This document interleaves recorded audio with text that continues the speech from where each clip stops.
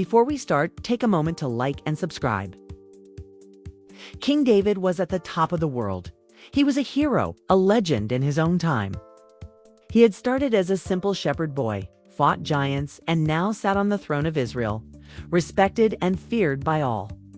His kingdom was strong, his people were loyal, and his enemies were scattered.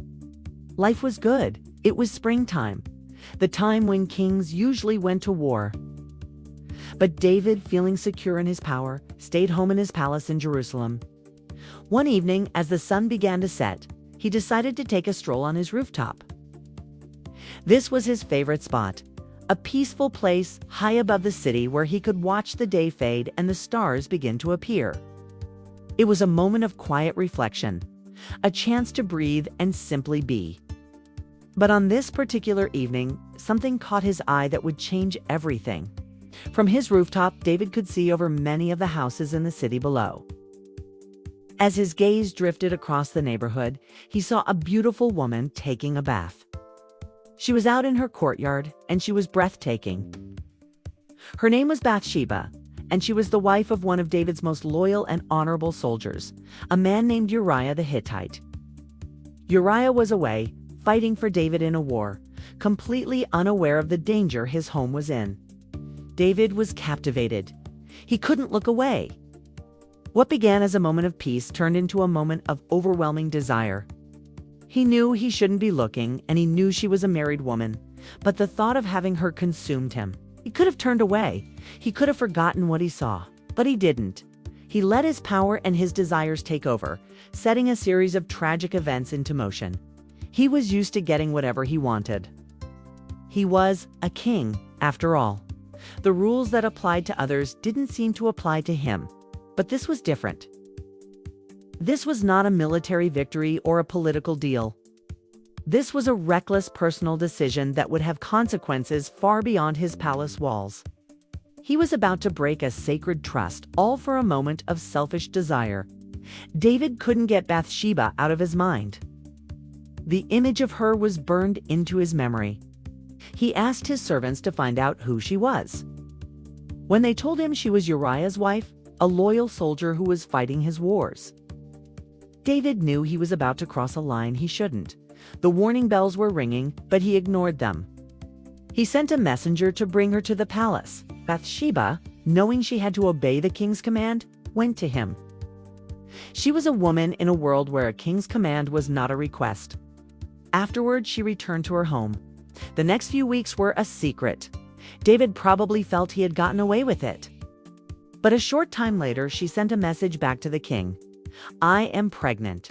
This was a major problem. A huge scandal was about to explode. The news would ruin Bathsheba's reputation, shame Uriah, and, most importantly, expose David's terrible sin. The king, a man who had always been so clever and strategic, was now in a panic. The consequences of his single bad choice were now very real. He had to think fast. This was no longer just about his own desires. It was about protecting his reputation and hiding his terrible mistake. David's first plan was to cover up what he had done. He sent a message to his general, Joab, on the battlefield, saying, "Send me Uriah the Hittite." Uriah came back to Jerusalem weary from the war and reported to the king. David, with a fake show of concern, asked him how the war was going, then said, "Go home and rest. Spend some time with your wife." It was a simple, cynical plan. If Uriah went home, everyone would think the child was his, and the scandal would be avoided. But Uriah was a man of extraordinary honor. He told David, "The ark and Israel and Judah are staying in tents, and my commander Joab and my lord's men are camped in the open fields. How could I go to my house to eat and drink and make love to my wife? As surely as you live, I will not do such a thing." Uriah's loyalty and self-denial shamed David.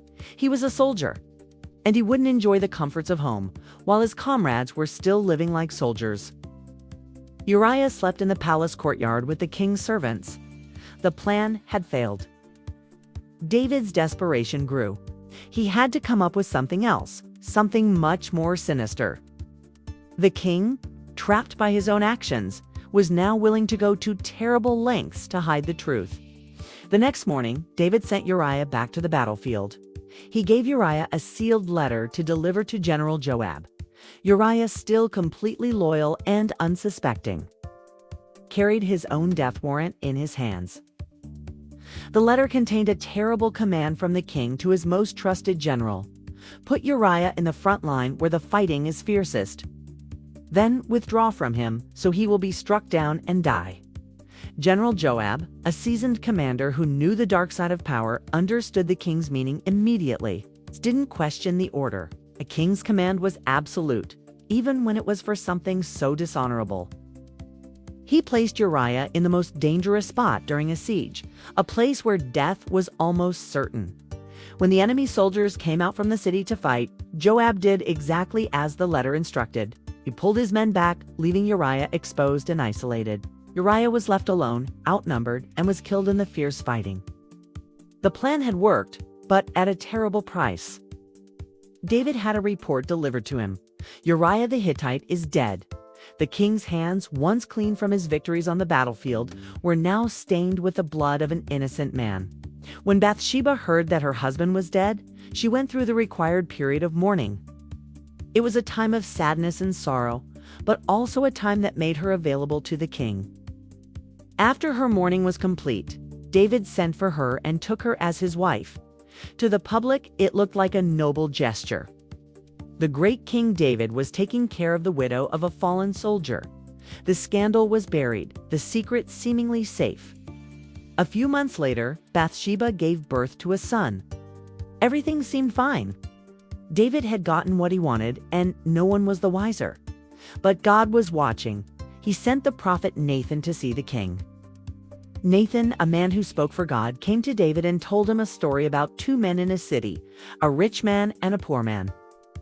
The rich man had many sheep and cattle. The poor man had only one small lamb that he loved, like a daughter. It ate from his plate and drank from his cup. One day, a visitor came to the rich man. Instead of taking one of his own many animals for a meal, he stole the poor man's single lamb, killed it, and served it to his guest. David was furious.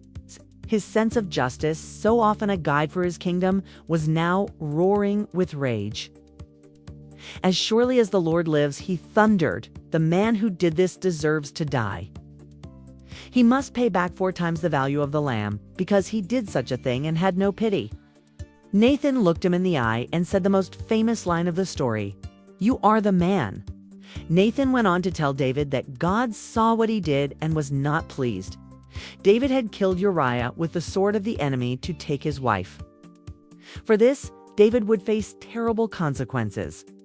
The sword would never depart from his own family, and trouble would come to him from within his own house.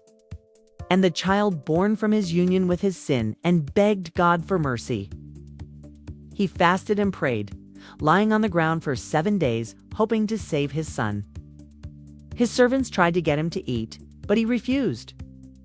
On the 7th day, the child died. When David found out, he got up, cleaned himself, and went to worship. His servants were confused. "While the child was alive, you fasted and wept," they said, "but now that he is dead, you get up and eat." David replied while he was still alive, "I hoped, but now that he is gone, why should I go on fasting? I cannot bring him back to life." David eventually comforted Bathsheba, and they had another son. This one they named Solomon. The beginning of his life was tragic, born out of sin and death. But Solomon would grow up to be one of the wisest kings of Israel, chosen by God to build the great temple. The story of David and Bathsheba is a dramatic and sad one. It's a story of how a good man's moment of weakness led to a terrible series of sins. It shows that even the most powerful person cannot escape the consequences of their actions. It reminds us that our choices, big or small, have a ripple effect that can change history. The scandal was forgotten by the people, but the lessons it taught were never forgotten by the king.